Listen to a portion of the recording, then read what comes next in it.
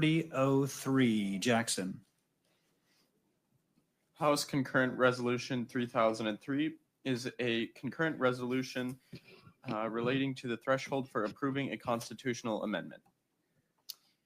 And it is our privilege to have the Speaker of the House in our presence. So be very, very careful in the questions you ask.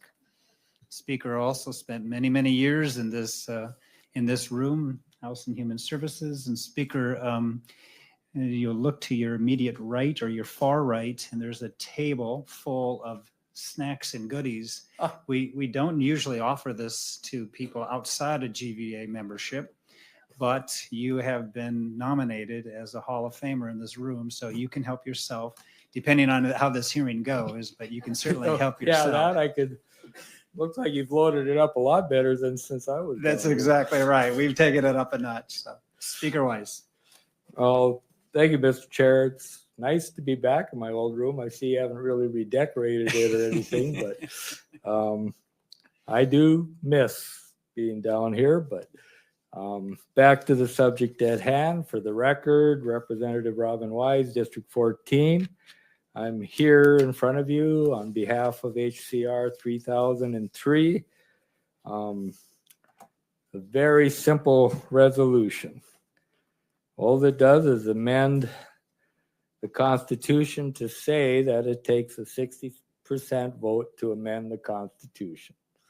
That's all it does. It has nothing to do with initiated measures or anything else. There's no multiple votes by the legislature, as was in the past. It strictly changes the threshold.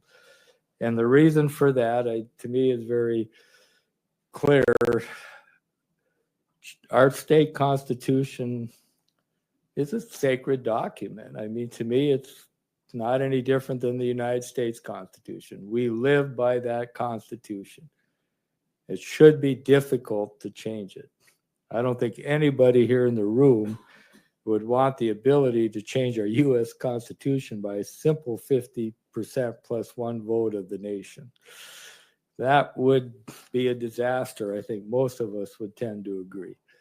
So, whatever the measure that might be coming forward for the Constitution, I think it should take a supermajority. Surprisingly, the little research I did, only 18 states even allow initiated constitutional measures. Some states, only the legislature decides what goes in the Constitution by a 2/3 majority.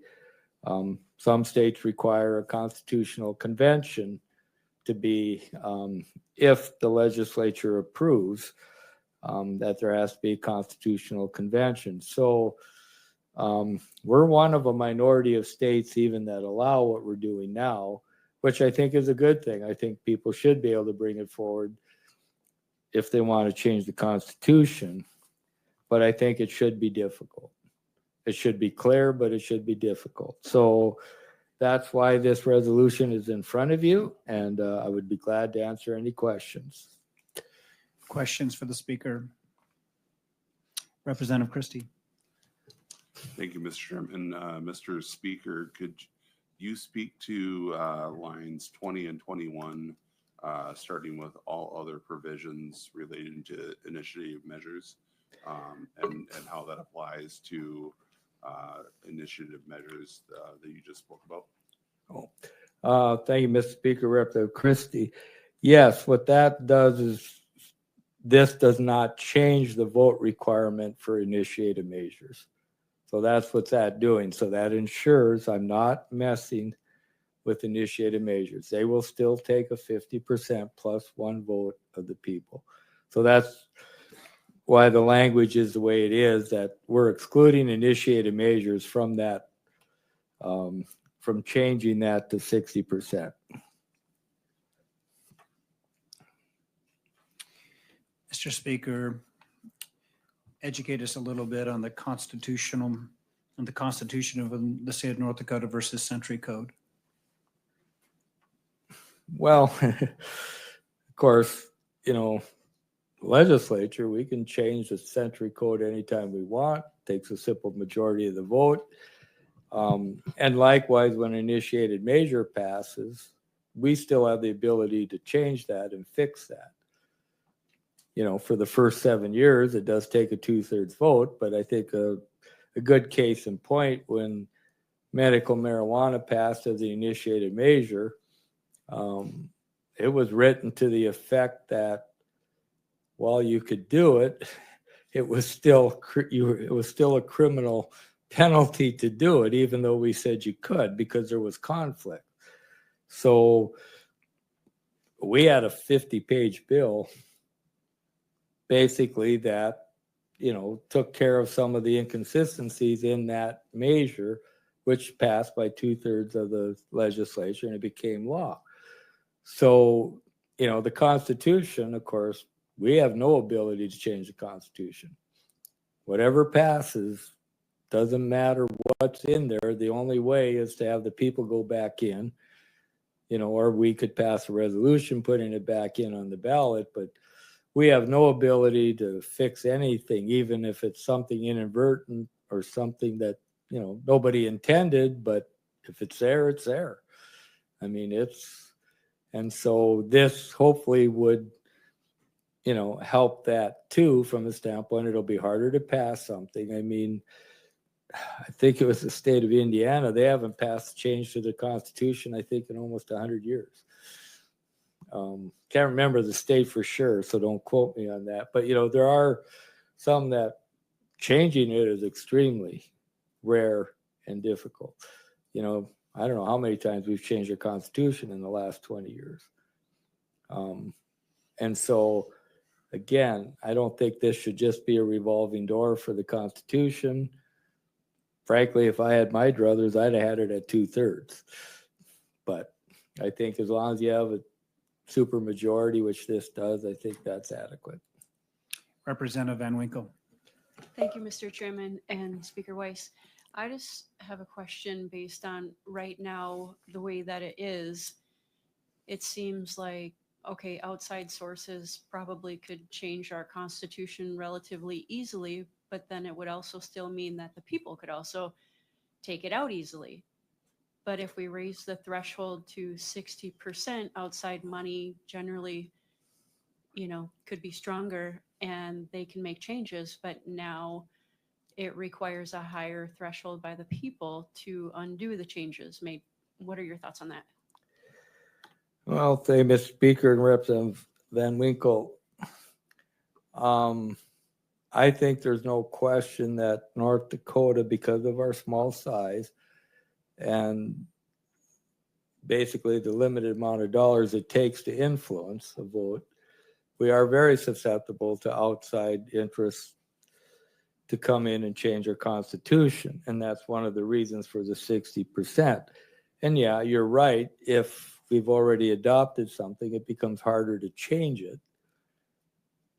But, if we didn't change it to start with, because it was going to take, you had to convince at least 60% of the people, I would say the odds of putting something that we don't really want in the Constitution are going to be a lot less likely to happen. And I'm not aware, and someone can correct me, I don't know if we've ever taken anything out of really the Constitution as far as major.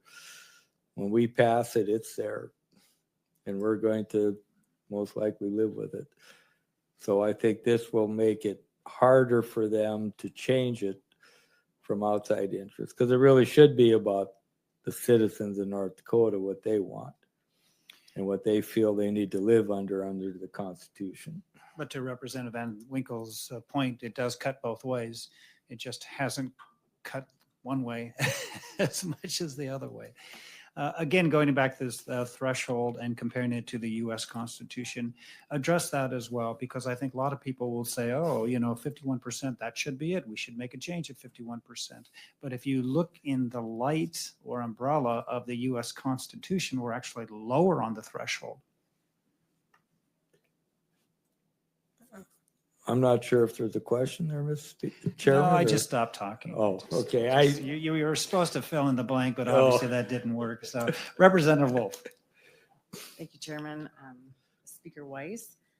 Would we not be better to go after the outside money and be able to like get rid of that rather than go after the threshold? I mean, North Dakota is pretty unique in the aspect that it is so citizen led, and I'd hate to lose that ability for the citizens. Mr. Speaker and Representative Wolf, no. And I'll say that because one, we already have the initiated measure process, which again, a lot of states don't even allow initiated measure. Simple 50% vote. People want to do something, whatever, medical marijuana, other issues, go right ahead. You get your 50% vote, pass it, it's in law. Constitution, again, whether it's strictly citizen-led and no outside influence or not, should be difficult to change. It's a founding, it's a principled document that we base everything we do on in the state, on that Constitution. I don't think it should be easy to change. It should take a supermajority of the citizens to say, yes, we want to change the direction of where we are with the Constitution.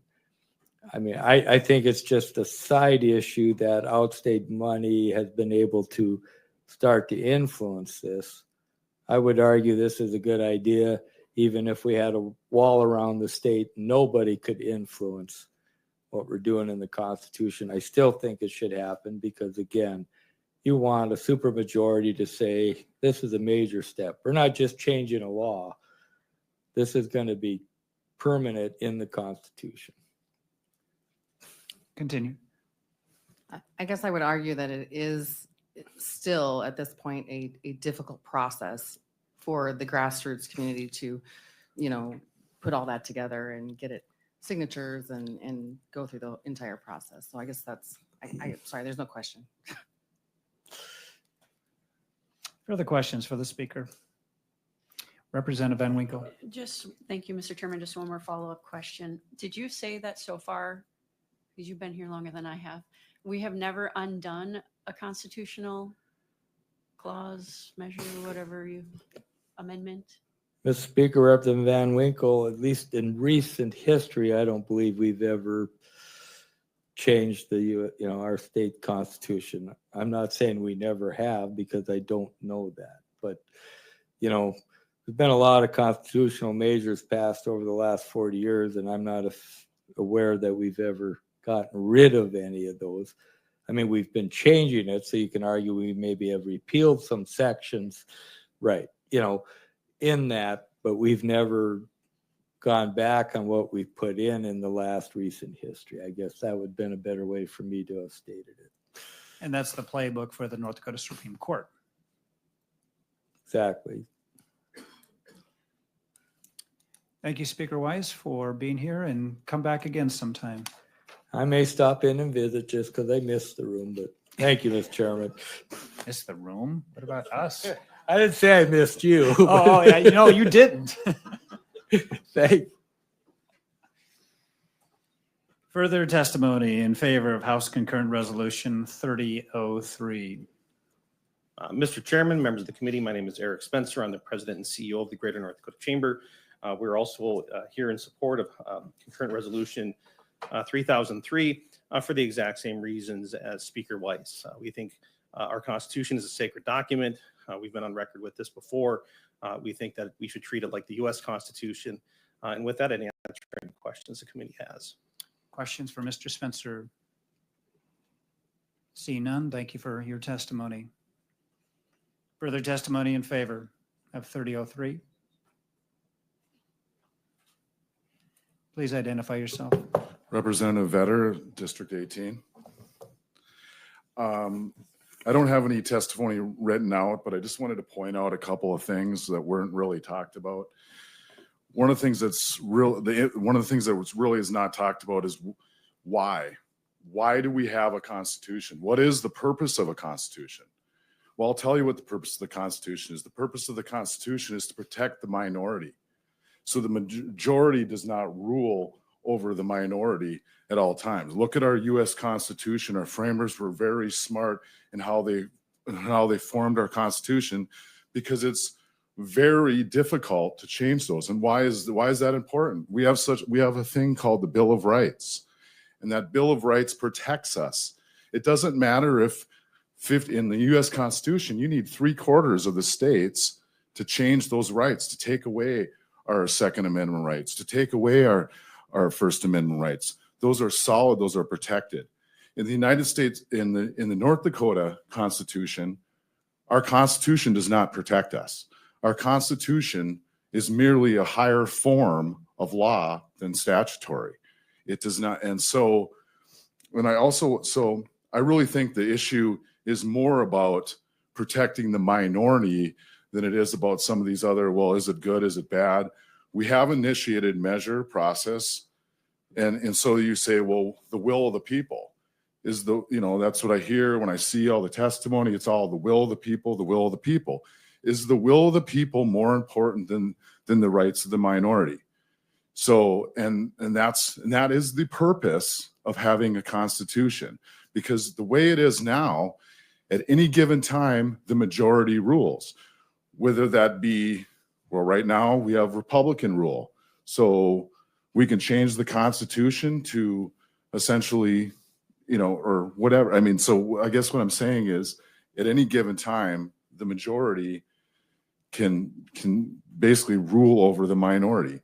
Another thing I wanted to point out is, if you look at other states, kind of wanted to go through a few of the other states. So there's only 10 states like us. So we're one of 20% that can change the Constitution with a 51% vote.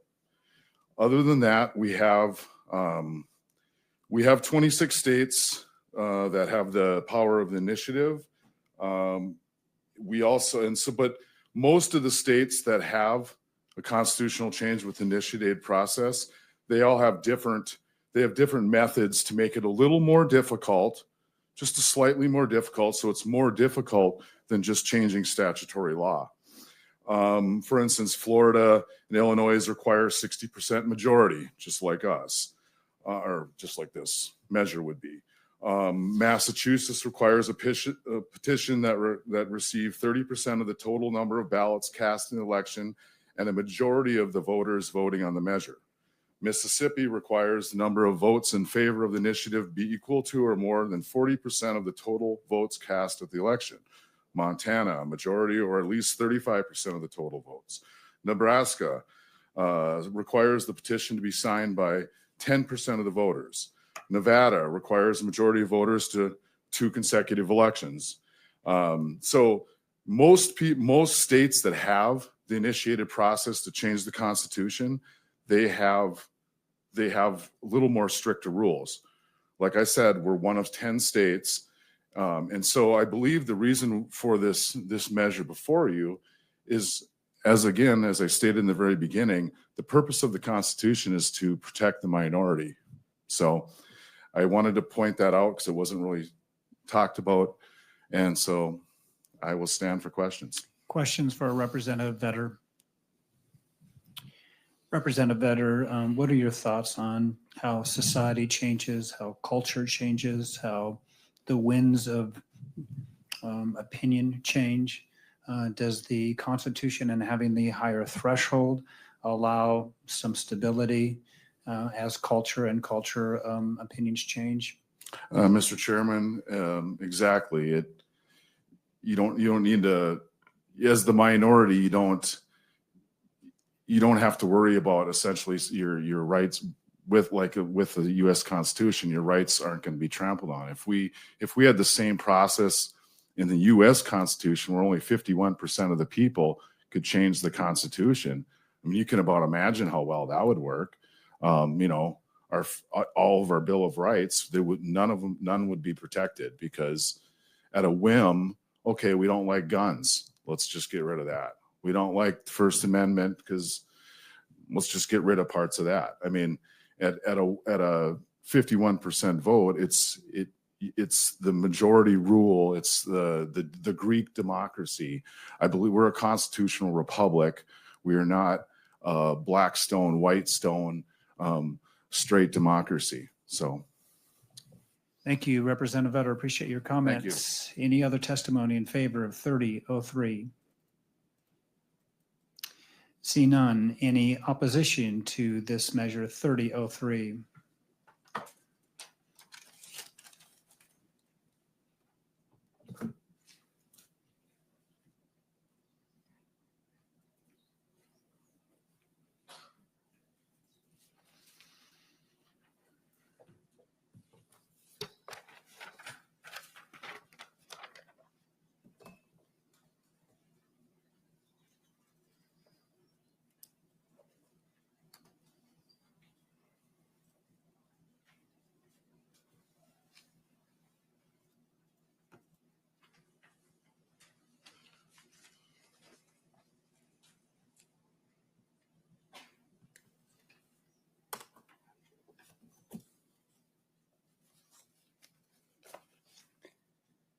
Chairman Shower and House Government and Veterans Committee members. My name is Kevin Herman from Beulah, North Dakota.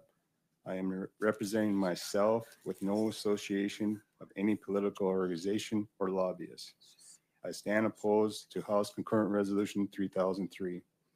I find this piece of legislation as a offensive towards Article 3, powers reserved of the people.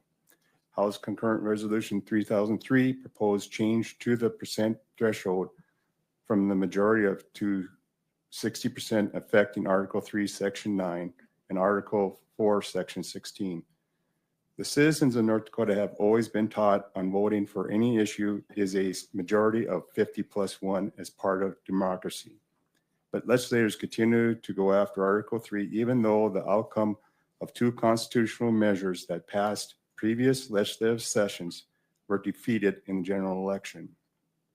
The 2020 general election measure, Senate Concurrent Resolution 4001, was defeated by the citizens of North Dakota. The 2024 general election measure, Senate Concurrent Resolution 4013, was defeated by the citizens of North Dakota.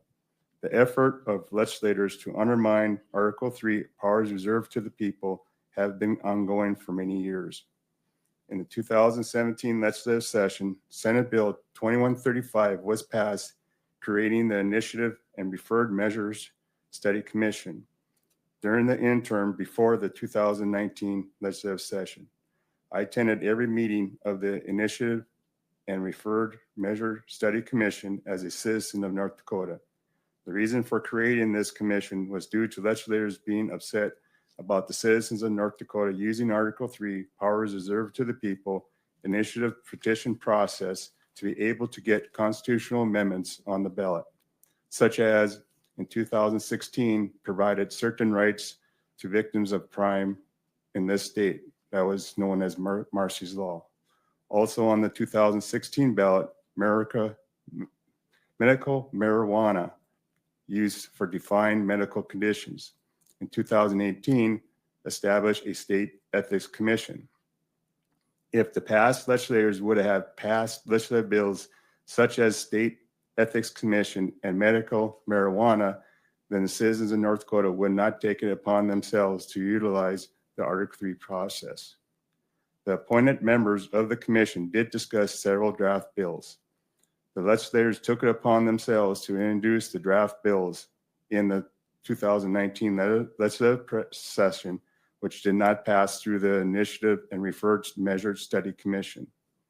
I would hear at past committee hearings or past legislative sessions of legislators' displeasure in forcing them to act on legislation that was passed at a primary or general election by the citizens of North Dakota, or that it was too easy of a process or there was out-of-state influence. I have seen out-of-state influence with campaign contributions towards some candidates on their campaign contribution report. There has always been out-of-state influence on some legislative bills in every session. When will I see no more bills undermining Article 3? I'm asking the House Government and Veterans Affairs Committee to give House Concurrent Resolution 3003 a do not pass recommendation. Questions for Mr. Herman? Thank you. Thank you for your testimony. Thank you.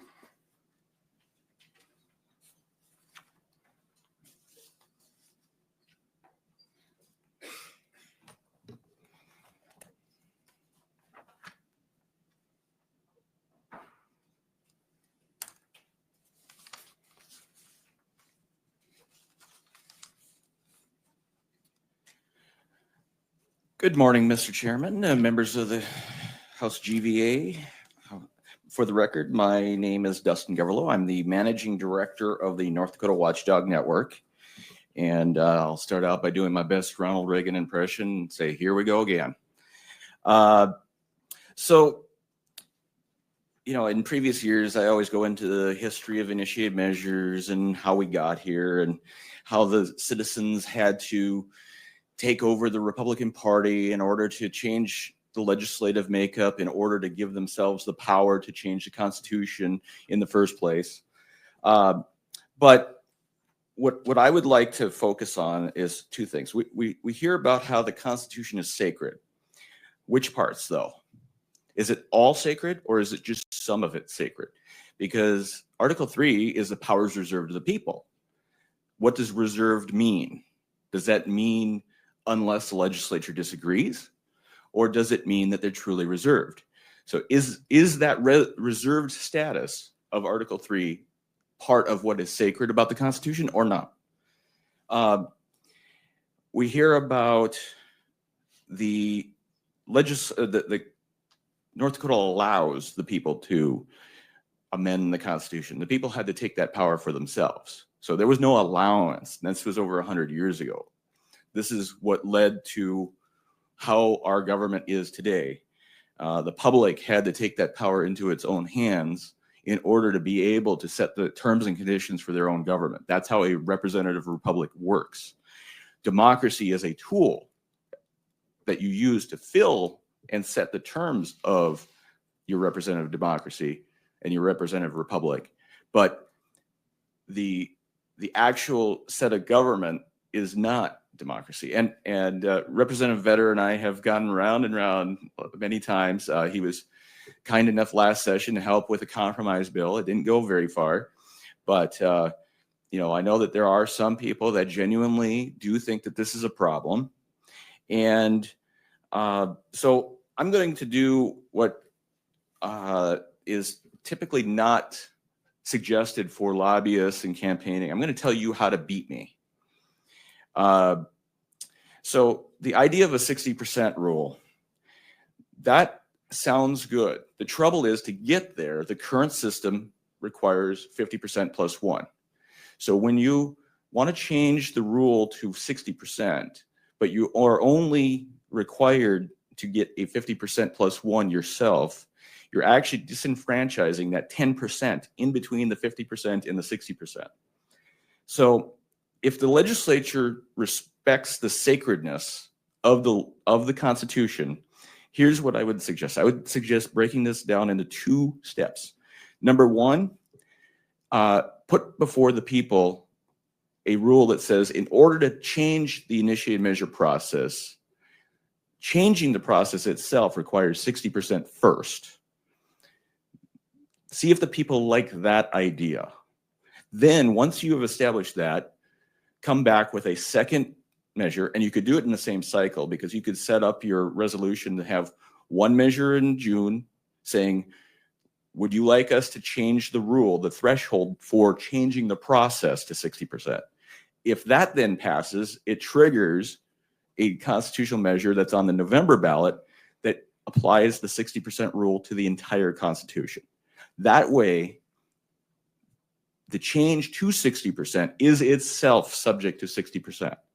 Because without that, you're actually creating a hypocritical approach to protecting the Constitution, because you're asking a simple majority to make it harder for future generations to change it. And as Representative Van Winkle stated, you know, going backwards, it may not happen a lot, but eventually it may be required. I mean, when the Ethics Commission was passed, there was a lot of consternation against that. I was against it. I actually did a little bit of radio and campaigning against that measure. I didn't think that it was the right approach, because I didn't think it would get to where they needed to go. But I also knew the legislature had the opportunity several times to implement its own ethics rules prior to that.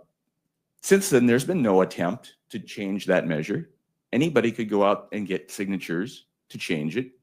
There's been no effort to do that. So with all the upset anger about it, there was no attempt to fix it.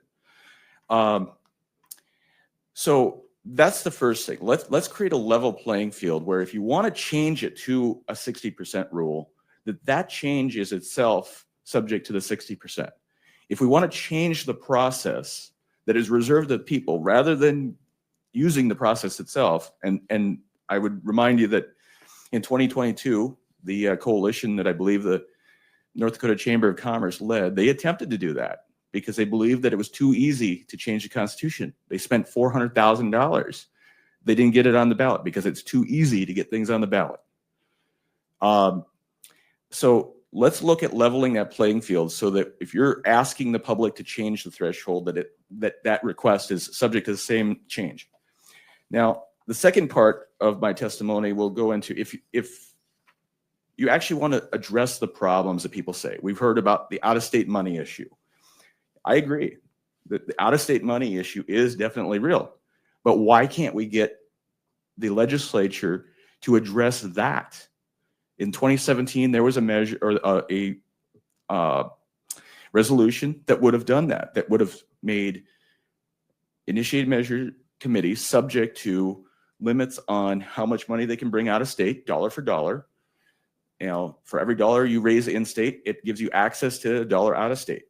And I genuinely believe if you can raise $5 million in the state of North Dakota for a ballot measure, you deserve $5 million from California because you can't raise $5 million in North Dakota.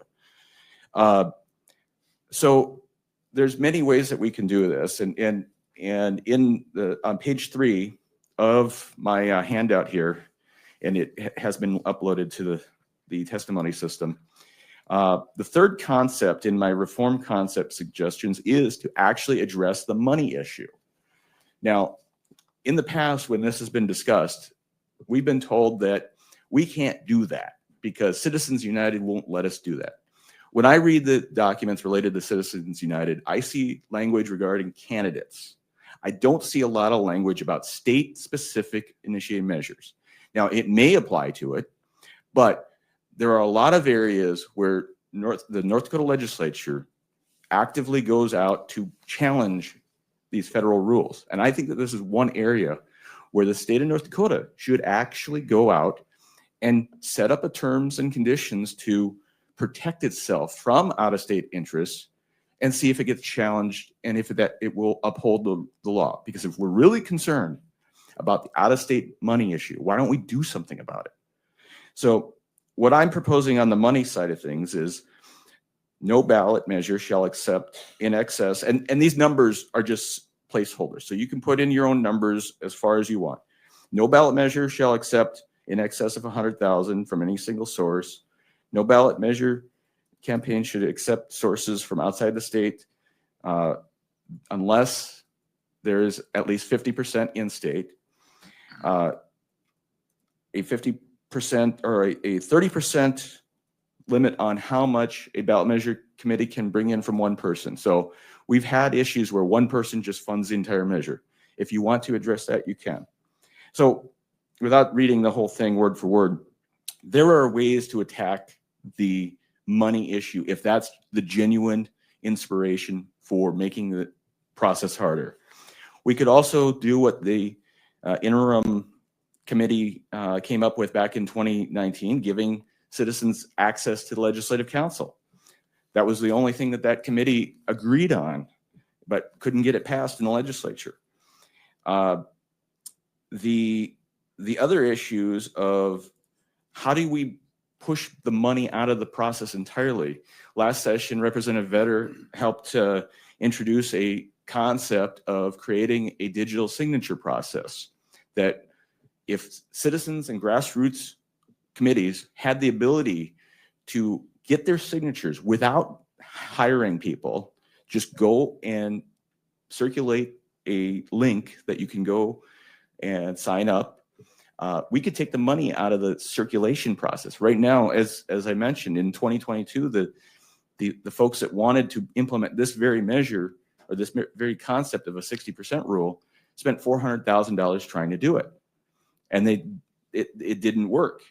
So what if we actually created a mechanism that discouraged the money from being used by making it easier for grassroots to get involved so that they don't need so much money to get measures on the ballot.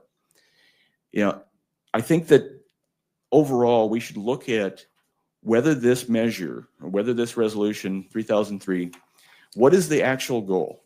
Is the goal to fix the problem or is the goal to make it harder? And as Representative Wolf mentioned, when you're talking about making things more difficult, the folks with the out-of-state money will always have access to out-of-state money. All you're doing is making it more difficult for your own citizens, your own constituents, to influence their government. And ultimately, I believe that when you make this harder for the grassroots, you're actually going to create more scenarios where the out-of-state interests come in, because if money is more required to make the changes, those without money have less influence and those with money have more influence. So if the issue genuinely is the money and the outside sources, then address that. With that, I'd stand for any questions. Questions for Dustin, Representative Van Winkle. I'll try to make my comment into a question, but thank you, Mr. Speaker and Dustin. I really think that your logical path is excellent.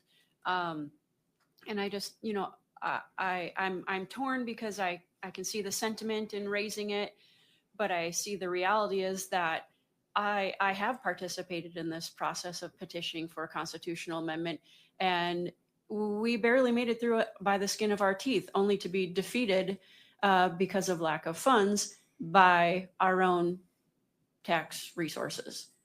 But I couldn't get those tax resources to defend it for the people, but they could get the money to defeat the people. So I think you're right. We do need to take a different approach to this, and we do need to deal with the outside money, but I don't know how to turn it into a question exactly, but I just also see the grassroots are up against just astronomical challenges because they're also weaponizing the Secretary of State against us. And so, I mean, what are we to do? It will only make it harder. Representative Van Winkle, what I've done is I'll state something and then I'll say, well, what are your thoughts? So that's how you turn it into a question. Dustin. So I know what you're getting at. So the issue of the citizens, Mr. Chairman and Representative Van Winkle, the issue of citizens having to fight their own resources is a big deal.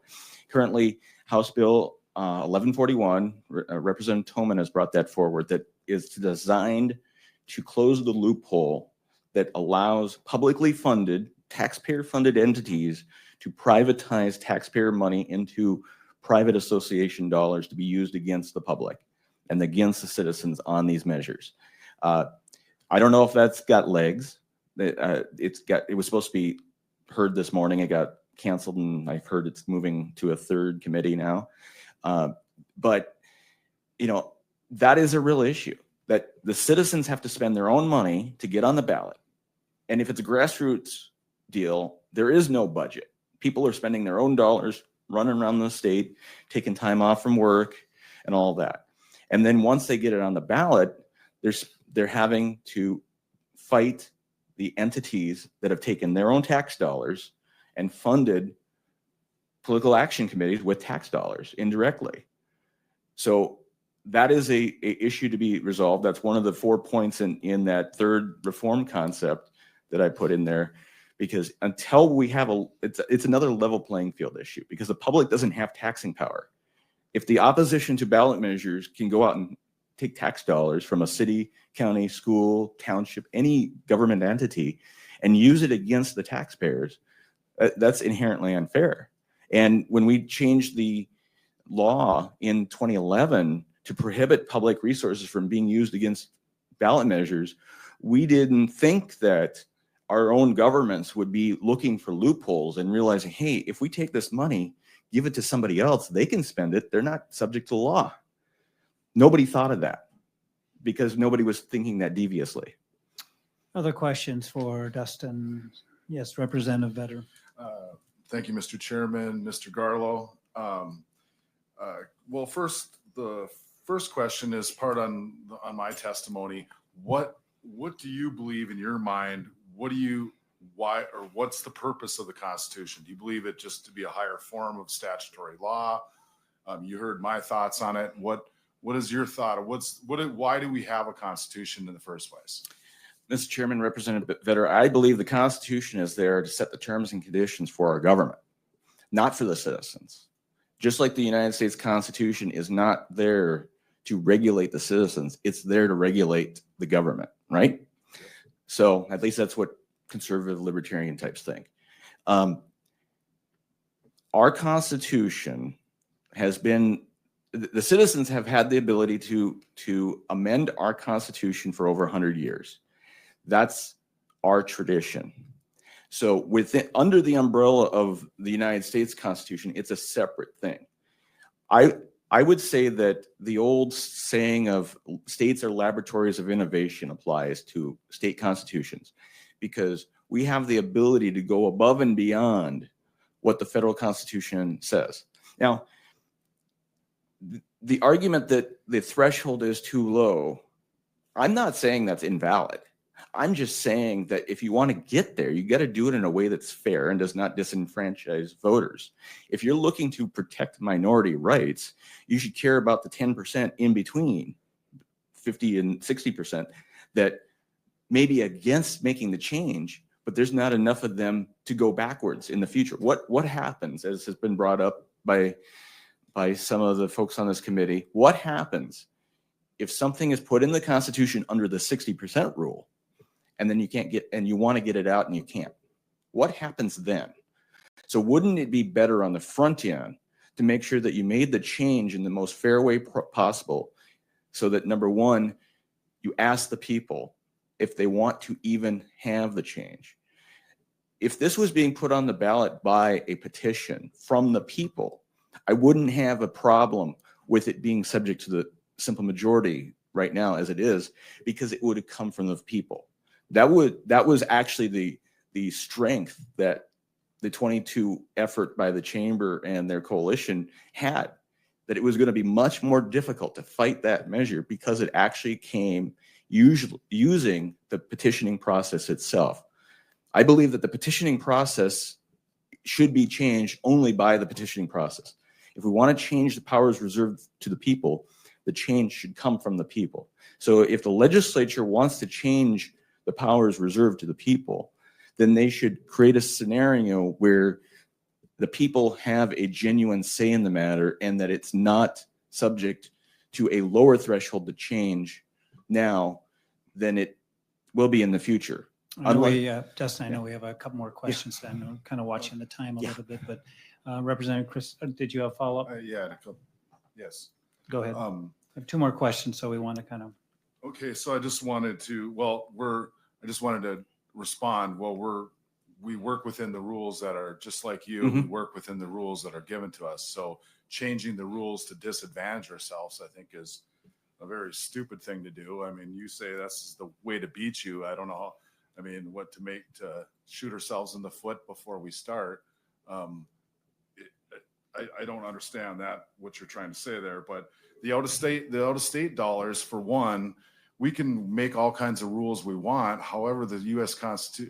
Supreme Court, I believe anybody, as far as the Supreme Court, your dollars are kind of like a vote. You can't tell somebody, hey, you're in California, you can't spend your money here. I believe it's against the U.S. Constitution. I believe I'm correct there. Representative Vetter, it hasn't been ruled on. Citizens United did not, as far as I know, did not tackle state ballot measures directly.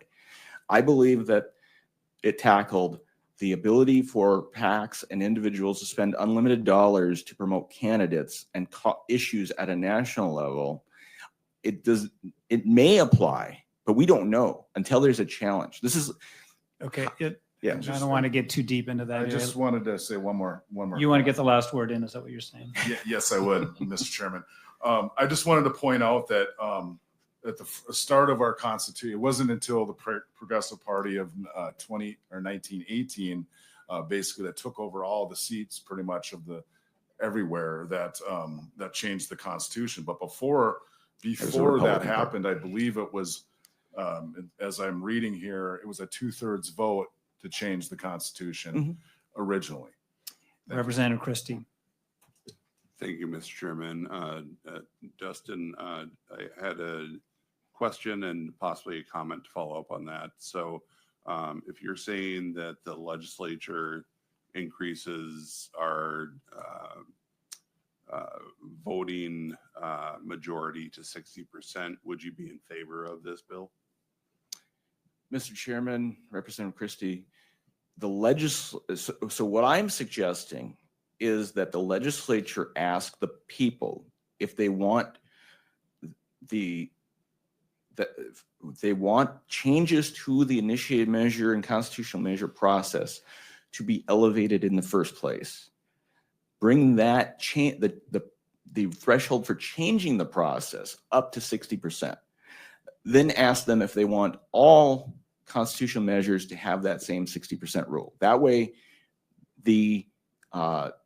this measure, when it's on the ballot, would be subject to 60%. As Representative Vetter said, we don't want to shoot ourselves in the foot. Well, if you're changing the powers of reserve of the people, you probably shouldn't even be putting it in front of the people in the first place, because it's either reserved to the people or it's not. Mr. Chair, can I Continue. make a comment? Aren't we here to represent our constituents and our citizens on their behalf? Mr. Chairman, Representative Christie, yeah. I don't know that giving the citizens the opportunity to vote away their own rights is representing the voters, though. If the voters think that it's too easy, let the voters decide rather than putting something in front. If well-funded entities can't get it done, then maybe it's not that easy after all. Last question, Representative Van Winkle. Thank you. I think we've covered the topic pretty good. Dustin, thank you for being here. Appreciate Sure that. thing. Any other testimony? We'll take one more testimony opposing 3003.